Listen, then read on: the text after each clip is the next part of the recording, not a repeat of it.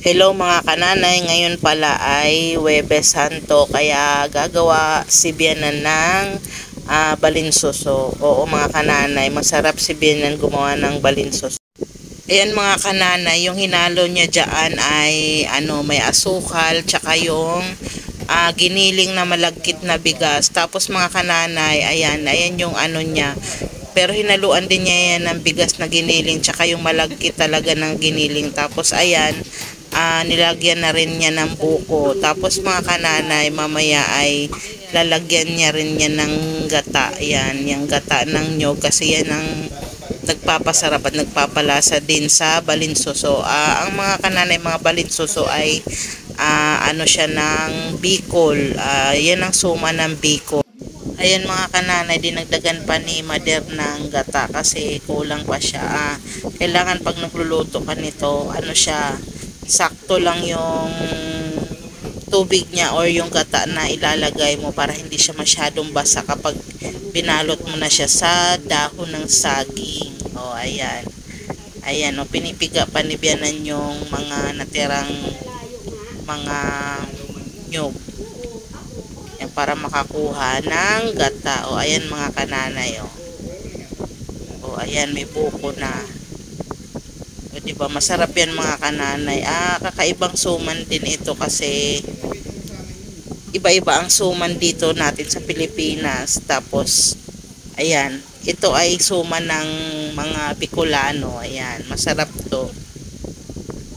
Ayan, laging gumagawa si Bianan nito kasi alam na niya to paano gawin, tsaka masarap talaga siya. Hindi siya nakakaumay kainin. Kesa sa biko, nakakaumay. Ito hindi. Tapos, masarap pa siya sa kape.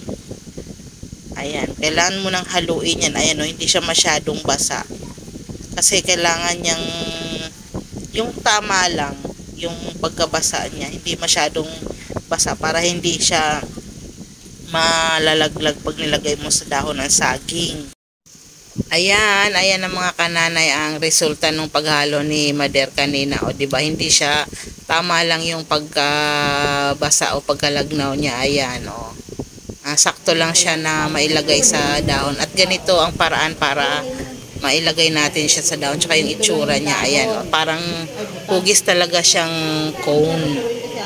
Ayan, balinsuso, ayan, para siyang suso na mahaba, kaya balinsuso yung pag mo sa kanya paglagay ng dahon.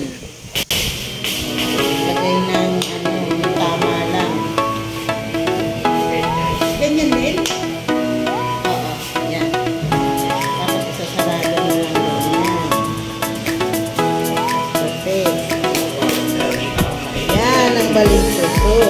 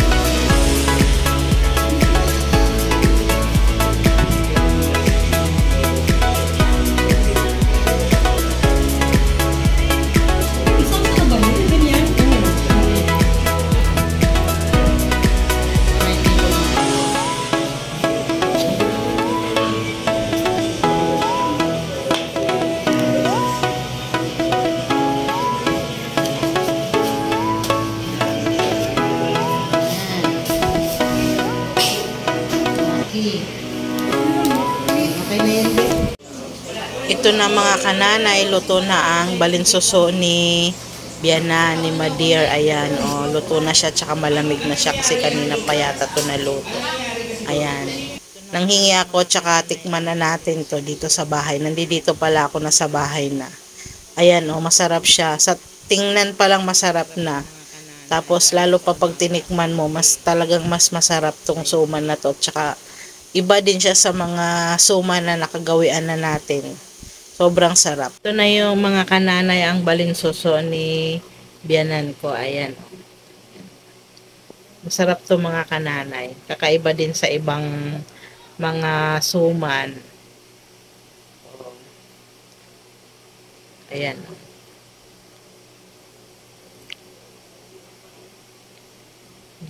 Malagkit siya. Kasi nga, giniling to ng market na bigas. Tapos, hinaluan din to ng konting bigas na giniling din. Malalasahan mo yung ano niya, yung gata. Masarap.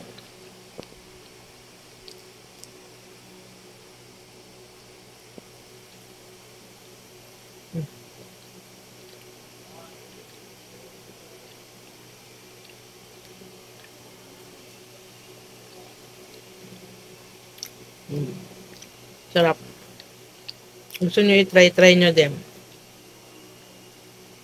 Hindi kayo magsisisi kasi madali lang siyang lutuin. Ipaghalo-halo mo lang yung ano, yung giniling nga na malagkit, tapos lagyan ng konting giniling din na bigas, tapos gata ng nyog, asukal,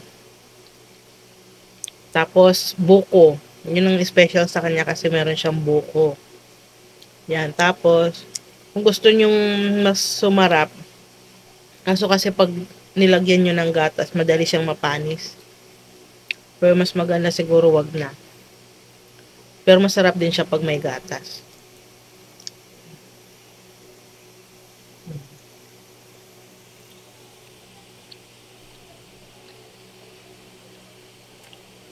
Gusto nyong gayahin, hindi kayo magsisisi, masarap. Bye-bye!